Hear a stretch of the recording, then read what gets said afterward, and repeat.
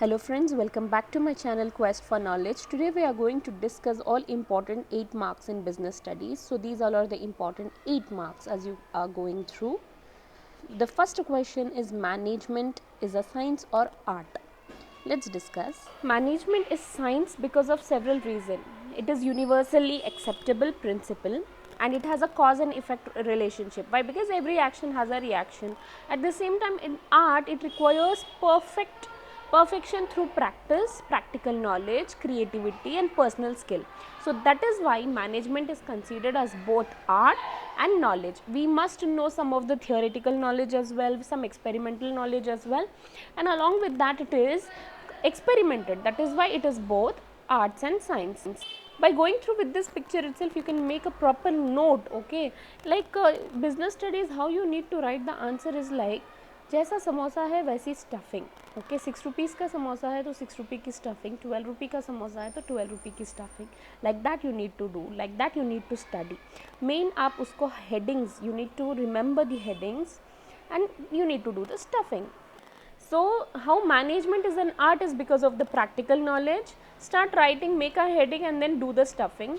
Okay, because of the practical knowledge. And then personal skill, everybody should have to possess certain skill, so then only they will be able to manage it. So management need a certain kind of personal skill, and the manager should have to be creative. So that is why creativity is a origin of art. So that is why management also has certain kind of creativity, perfection through practice. Once what we do, we make mistakes, but we learn from the mistakes and we try to perfect ourselves, and it is goal oriented. That is why management is the art of a kind. And why it is a science of a kind, let's discuss. Because of the concept, every management has a concept. Okay, we do need to follow certain kinds of principles, which that is why it is a part of science. And it is theories, we do have a theory, and it is observed, it is experimented, and that is why it has the universal applicability, and we need a organized knowledge of everything, and we need to keep on practicing. So that is why it is both art and science. By here you can understand why management is as a science is because of the systematized body of knowledge, where the art is a theoretical knowledge and principle based on observation and experimentation. That is why it is science. Okay, and that is a personalized application, that is comes under the category of art. Science, management as a science because it has universal validity. Okay, and when you go to Japan, China, the way of management might be different, but the principle of management will be same. So management cannot be considered in exact science, but an inexact science. Management is an art is as it satisfy all characteristic of an art, and that is why it is said management is the art of getting things work done through the people. So that is the difference between management as a science and management as a art. And you know now what is the concept, and you can easily write it for 8 marks. Now let's discuss about the formal organization. The second 8 mark question is, describe the formal organization and its advantages. So formal organization means the intentional structure of roles in a formally organized enterprise. Formal organization refer to the structure of well defined jobs, each bearing a definite measure of authority, responsibility and accountability. So in formal organization, each and every person is assigned with their duty, responsibility, relationship, authority, and as it is being prescribed, directed by the top level management.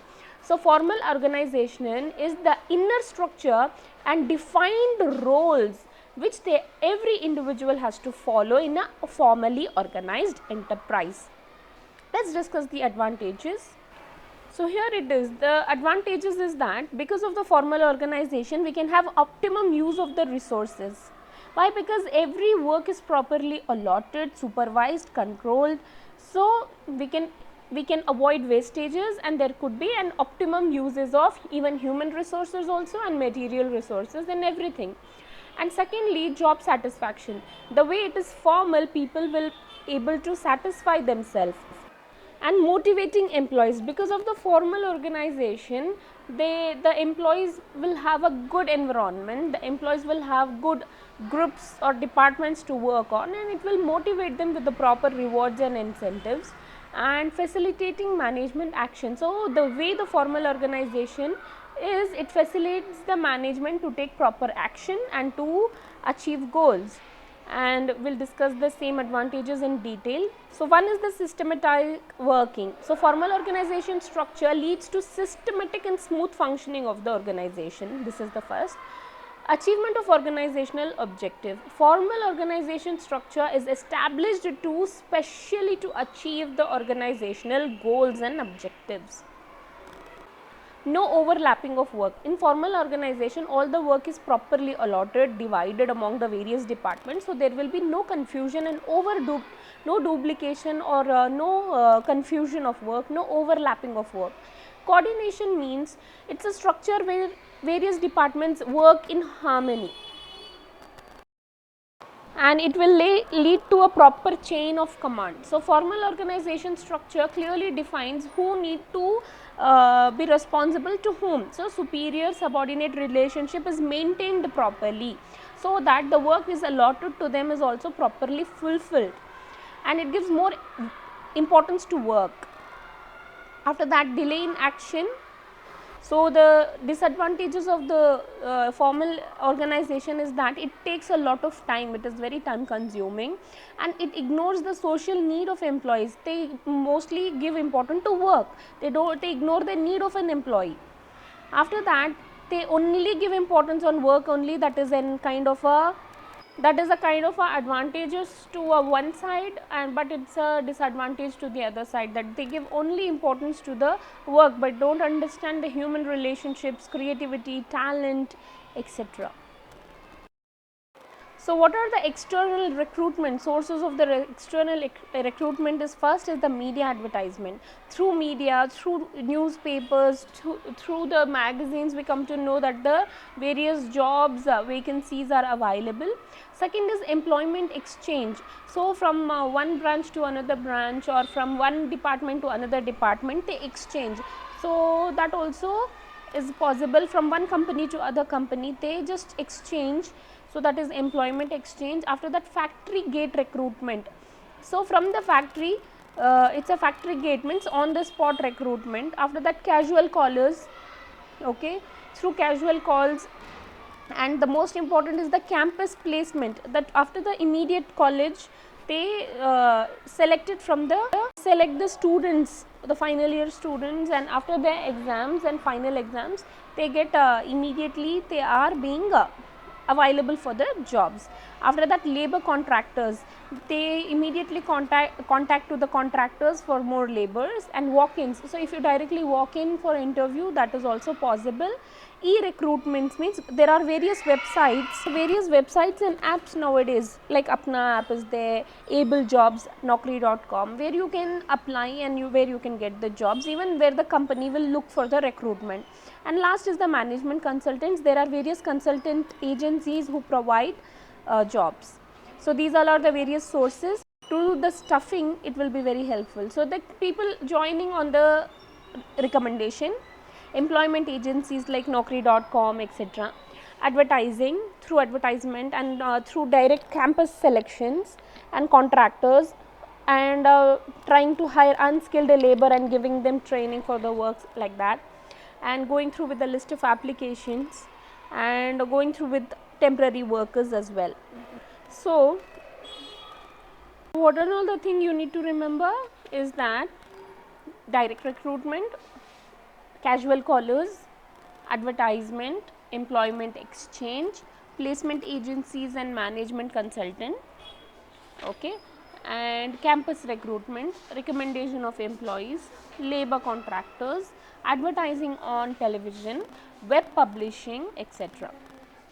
So, these are the external sources of recruitment, and only you need to write the headings and you need to write the stuffings. Only if you understood the concept, you can easily write. After that, what is directing? Directing is a process of instructing, guiding, counseling, motivating, leading and inspiring people in the organization to achieve its objective. So, this is what you need to write. Okay, directing, it's not only involves about orders and instruction by a superior to the subordinate, but also it takes like supervision, motivation, leadership, communication, and they lead the people towards the organizational goal achievement. and it is continuous managerial process throughout the life of organization. So what are the principles of direction? So the principles of direction is that there should be harmony of objective. Every people, every individual should be working towards the same goal, okay, and there should be maximum contribution. So it is a teamwork, so everyone should have to contribute. So this is the maximum, there should be maximum contribution, and there should be unity of command, like there should be no confusion. They should have to work towards one goal and one command. They have to, all the subordinates should agree with one command. After that, the principle of directing is to supervise, to control the employee, to supervise them, and to do the effective leadership. So the director, the manager should have to be a proper leader as well, and they have to motivate. The employees have to be motivated by the director, that is by giving them proper direction by the employer or the manager. And apart from that, follow through the proper principles, and to go on governing and checking and leading to them. So these all are the principles of direction. That's, you have know the headings, you need to do the stuffings now. Here it is your stuffings. How many of objectives? That there should be harmony, unity of direction or command, that every employee should receive orders and instruction from only one superior, okay, so that to avoid confusion, if there is 2 or 3 bosses, there will be confusion. Direct supervision, the manager should have a direct relationship with their subordinate. There should be proper communication, their plans, policies, procedures, everything should have to be properly communicated.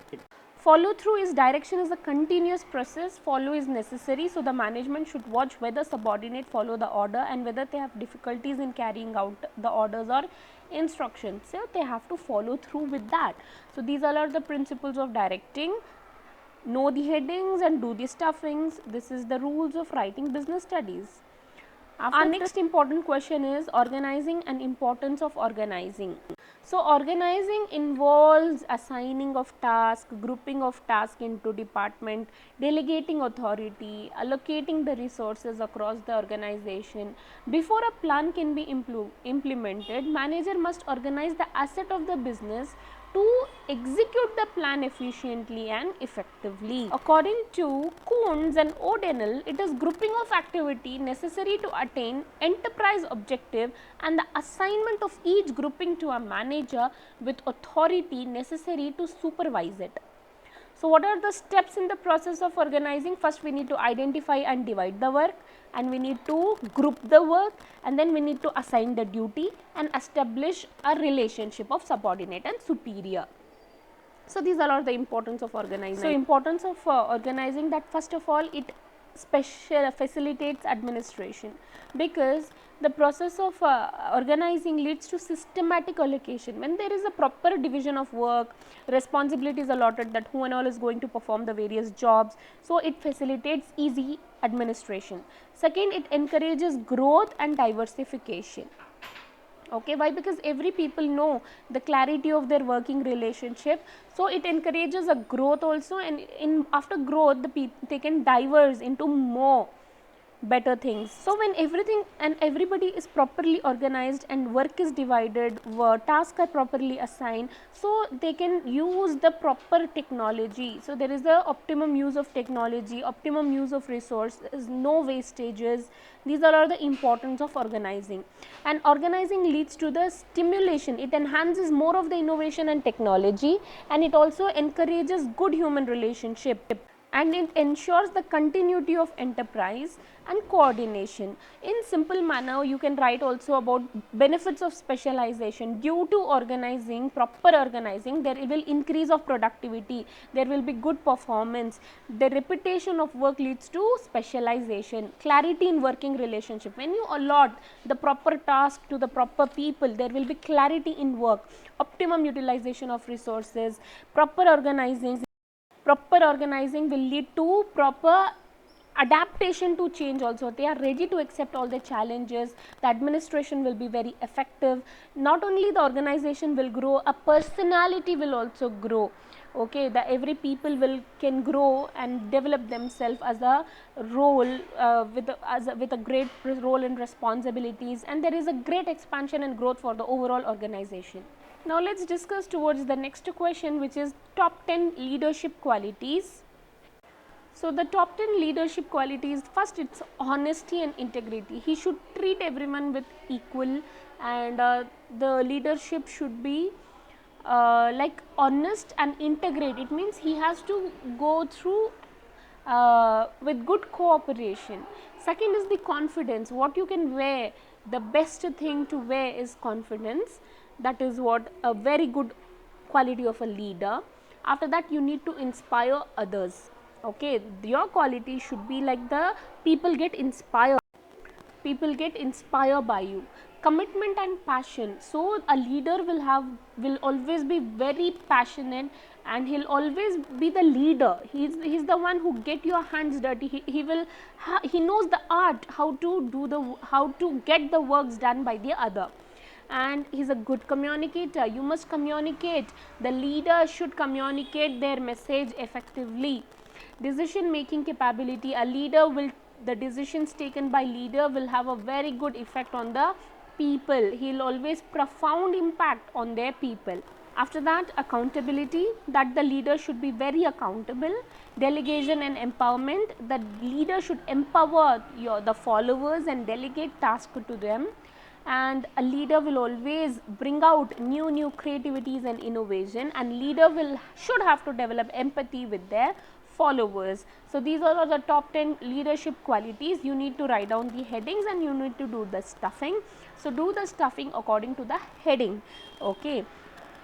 Let's move on to the next question, which is the definition of management and characteristic of management. What is management and what is the characteristic of management? So to write about management, first you need to give a brief brief introduction about management. So first we'll understand what is management. Management is the art of knowing what you want to do and then seeing what is done in the best and cheapest way. Or else, to manage is to forecast and to plan, to organize, to command, coordinate and to control, said by W.F. Taylor. So what are the characteristics of management? One is the understand the headings and you need to do out the stuffings. So management is universal. Wherever you go, the management is there. So that is why management is universal. Management is goal oriented. So management has a goal, that is why it is goal oriented, and we are working towards the fulfillment of its goal. And management is a continuous process, and it is not going to end with one task. It is a continuous process and it will be continuing till the life of the organization. Management is multidimensional. So multidimensional means it has various faces. Okay, it is multifaceted, and management is all about a group activity. It is not a one-man show. It is all about teamwork, coordination, cooperation. So group activity. Management is a dynamic function which keeps on changing. We need to keep on adapting to the change. So our way of management is not same with the people managing 10 years back. So every management is changing according to the changing environment. So it is dynamic and it is intangible force. We can't able to see, we can't able to touch, but we can realize it. Next important questions is what are the various plans. So first you need to give a brief understanding that plans are what to be done, how to be done. When we are trying to discuss in advance about what to be done and how to be done and whom to be done, that is called as plans. And there are various kind of plans like hierarchical plan, standing plan, single use plan and contingency plan. Let's discuss them in detail. So what is hierarchical plan? They are institutional, managerial and technical core. So these kind of plans are hierarchical levels. Okay. Now the hierarchical plan is again classified into three: strategic, administrative and operational. So you know strategic means the planning, procedure, programming. So the higher level of planning are called as strategic planning. Okay, it belongs to the top level. Second, what do we have is the administrative. So administrative is about the middle level of management. So how to manage the organization, that comes under the middle level of plan. That is why it is called as administrative or intermediate plan. The last hierarchical plan is the operational plan. It is the lower level.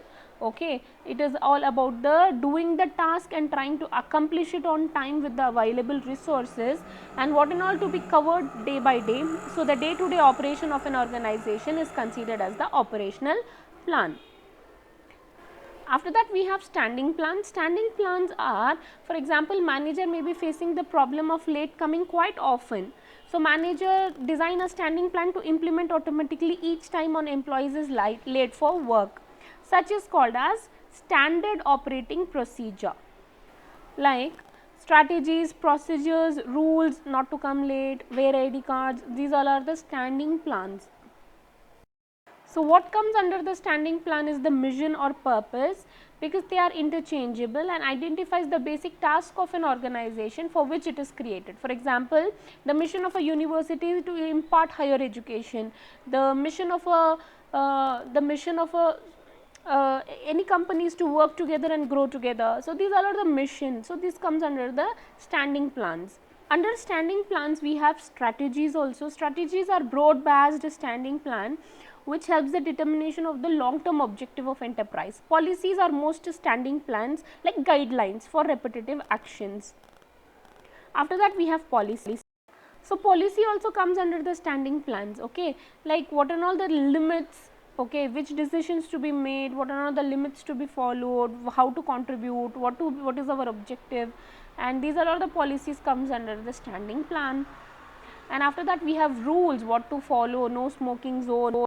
So rules means what to do and what not to do. So these also comes under the standing plans. In an organization, what we are supposed to do, what we are not supposed to do. So these all exercises our individual's discretion. So lastly we have contingency plans, that the process of planning is based on certain assumption what is likely to occur in the environment. Contingency plans are made to deal with the situation that might crop up if these assumptions turn out to be wrong. So it is alternative course of action to be taken. What we are predicting or what we are thinking that environment will happen, if does not happen and due to some uncertainties, then what kind of a action to be taken, that comes under the contingency plan. After this we will move on to the next question. Your question is, what are the different on the job and off the job training methods? So on the job method is orientation. First you will able to understand what is your work, what is your role, responsibilities, everything. That is orientation training, okay, letting you to know about your work. After you are joining, when you are being trained for the further works, that is orientation training. After that apprenticeship training, when you are working under the job as an internship or apprenticeship for free, when you are working to learn, that is apprenticeship training. And after that when you are being assistant and working as an intern, so that is also an on the job training. For example, nurses, doctors, lawyers, they all work as an interns and assistants so that they can learn on the being on the job. After that, job instruction training. When you join for the work, the people will instruct you about how your job should be done, how to be done, how the manner to be done. So that kind of a thing is also on the job training, which is job instruction training. And then you will have job rotation, like sometimes we'll have night shifts, sometimes we'll have day shifts. Along with that, sometimes we need to, for example, if it is a garment industry, sometimes we will be given the work of stitching, sometimes we'll be given the work of cutting, so that it is job rotating, so that you may know about every job. And after that, the last is the coaching. So when some kind of a coaching is given on the job to gain more knowledge related to the job, is all comes under the vestible training. Is like completely creating an artificial environment. Like for example, to be a pilot, they'll create certain situation how you will deal. So like that, they'll artificially create an environment where you just get all kind of a training. So that is vestibular training. Second is the lecture, which is off the job training. According to the lectures, you have to learn about through the lectures. And after that, you have to do with the special study, that is also off the job method. Conference and discussions, by that you will be able to understand. So this is also a kind of a training. And you will be given role play and case studies. Especially this is very much given in for the lawyers. they'll be given a case study, they have to play as a, so how you will represent if the case is like this, like that, it is given to the management and to the lawyers and all. So that is important for them mostly. And after that, simulation is also a kind of a role you have to play, and what you will do in their situation, in that situation, that is. And programmed instruction, so you will be getting proper instruction regarding to the work. Laboratory training, films, they'll show you films and televisions. Based on that, these all comes under the training, but under the off the job training method. What you need to do, I hope you all know clearly that what you need to do. You need to write the heading and you need to do some of the small stuffing. Let's discuss to the next question. So the functions of management is planning, organizing, staffing, directing, controlling. So planning, planning is the function of determining in advance what to do, when to do, how to do. Organizing is the management functions of assigning duty, grouping tasks, establishing authority and allocating resources required to carry out a specific plan. Staffing is putting the proper right person with the right qualification for the right position of the right job on the right time. And directing is about leading, motivating, communicating to the subordinates to achieve the organizational objective. After that, controlling involves establishing standard of performance, measuring current performance, comparing it with the established performance and taking corrective action. And if there is any significant deviation between actual and planned performance, they aim to ensure whether everything is done according to the predetermined goal. So these are the great functions of great management. As you can go through with these also, like controlling, it is like ulta, okay, here it is from the down. You need to see planning, organizing, staffing, directing and controlling. Based on this also you can write what you need to do. You need to write the headings and then you need to do the stuffings. So how does the training and development benefits to the organization? So it's systematic learning. When the people are more knowledgeable, it is very helpful for our organization itself. It increases our productivity. It increases our productivity. We can prepare for the future managers. It boosts the morale of the employees, that even we care for them, and there is a better response to fast changing environment. So we need to keep on learning because the environment is keep on changing. And these all are the benefits for the benefit for the organization, that it avoids wastage of resources, increases the productivity and increases the morale. And what is the benefit for the employee? Better career, better earning, more efficiency and reduction in the learning time. And apart from that, what you can write, what are the importance or benefits to the organization overall, is that for the organization we have discussed, for the employee also career growth, okay, increased earning. So overall there will be job satisfaction, reduction of turnover, uncover employee potential, they can understand their capabilities, there will be increased consistency and efficiency, it will enhance the team spirit, and optimum utilization of the resources will be acquired with the help of giving training. So these all are the benefits for training and development to the employee as well as to the organization. What are the measures to improve communication effectiveness? That we need to clarify the idea before communicating. So we need to be very clear with our idea. After that, communicate according to the need of the receiver. So we need to understand the receiver and we need to communicate accordingly. After that, we need to consult before communicating, and we need to be aware of the languages, tone and the content of the message. We need to convey things of help and value to the listener.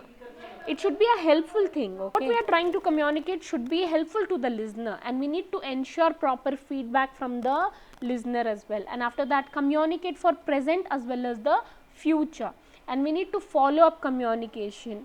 We need to keep on reviewing, and we have to be a good listener if we want to communicate also. We have to be a good listener to communicate with them properly. So as you can see that there should be less misunderstanding, there should be a healthy workplace culture, and we should be non-threatening environment there should be, and it should solve conflicts easily, and the team spirit should be there, so that it will enhance our effective communication. After that we have increasing good communication increases our self esteem, it clear our direction. With a proper and effective communication we understand our direction, there will be stronger teamwork because everybody are communicating in a proper manner, it will lead to proper work and it will enhance the teamwork also, and job satisfaction will be there and a business success will be there if the business goal is properly communicated. So this is what you need to write about how to improve communication effectiveness. So this is all the thing that you have to keep it real, be timely, okay, and focus on consistency, properly tailor your message and give importance to it and encourage feedback. And the most important 8 mark is business environment dimension. So as you know, first is the economic environment, okay, and second is the technological environment, third is the social environment, fourth is the political environment, and fifth is the legal environment. So economic environment describes forces which have economic impact on business. Social environment describes characteristic of the society. Technological environment about the various technologies which the firms and business operate. Political means the political condition and the nature of the government, it describes about that. Legal means various law, legislations and all. So you may go through with this also for your immediate reference. If you write about a very short note about it also, it's fair enough. And let's move on to the next question, which is about supervision. How does a manager need to supervise? So here it is that the supervisor has to keep on reviewing the performance. So he has to check out quarterly the performance review, annual performance, setting annual goals, creating professional development plans and regular communication. So regular discussing the projects, work lead and identifying and solving problems, appreciating and developing feedback and coaching and supporting should come under regular communication. And expectation setting means new staff orientation, setting annual goals, creating professional development plans, reviewing and revising the work plans, delegating, assigning project. These all are the various work roles of a supervisor and roles and responsibilities of a supervisor on a daily basis and on a short term and long term manner. So here are the roles of a supervisor. Supervisor are responsible for managing a team's progress and maintaining a positive environment. First, he has to manage the workflow. Second, he has to train the new hires. And third is to create and manage team schedules. Fourth is to report to HR and senior management. Fifth is to evaluate the performance and give proper feedback. After that, identify and applying career advancement opportunity, and then he has to help in resolving employee issue and dispute.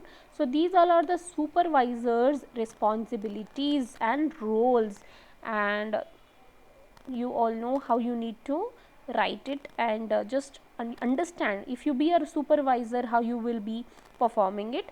Like imagine and try to give a heading and do the stuffing.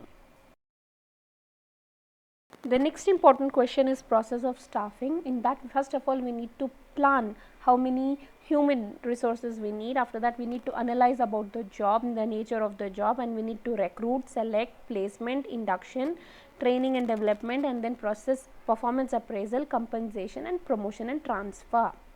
If you found this video helpful, do share it with your friends so that even they can study and get pass marks and that to good marks. And apart from that, share it and do like it, comment your suggestions, and subscribe to my channel, support to my channel, hit the bell icon so that you will get all my latest updates and notifications. Thank you so much for watching.